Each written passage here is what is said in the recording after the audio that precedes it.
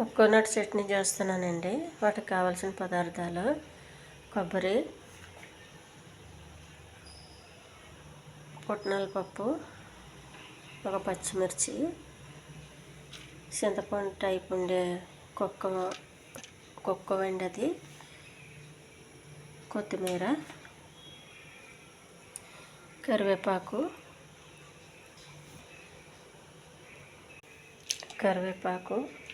ఎండుమిర్చి, జీలకర్ర, మినపప్పు. ముందుగా పెనం పెట్టానండి. స్టవ్ వెలిగించి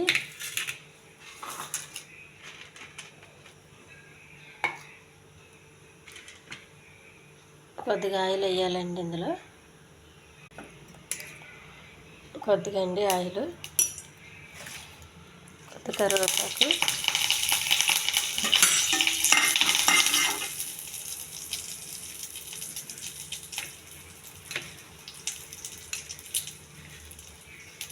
కొద్దిగా మినపప్పు,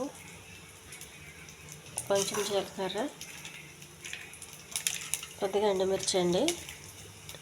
ఈ తాలింపు వేసి పక్కకు పెట్టుకోవాలండి. కొంచెం కొత్తిమీర అండి.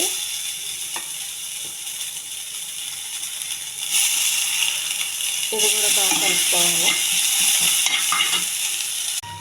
కొత్తిమీర వేగిందండి. తీసి పక్కకు పెట్టి చల్లార్చుకోవాలండి. ఒక పచ్చిమిర్చి, ఈ కుక్క ముక్క అండి. అది కొద్దిగా పుట్నాల పప్పు. నూనె వేయకండి. ఆ వేడి పెనంలో వేగితే సరిపోతాయండి. ఎక్కువ మంట కట్టద్దు. స్టవ్ ఆపేస్తున్నాను. చూడండి, ఇలా వేగితే సరిపోతాయి. కొబ్బరి వేసానండి. ఒక పులుపు కోసం, పచ్చిమిర్చి కారం కోసం, కొద్దిగా ఉప్పు అండి, పుట్నాల పప్పు అండి, వేగేసి పెట్టుకున్న కొత్తిమీర,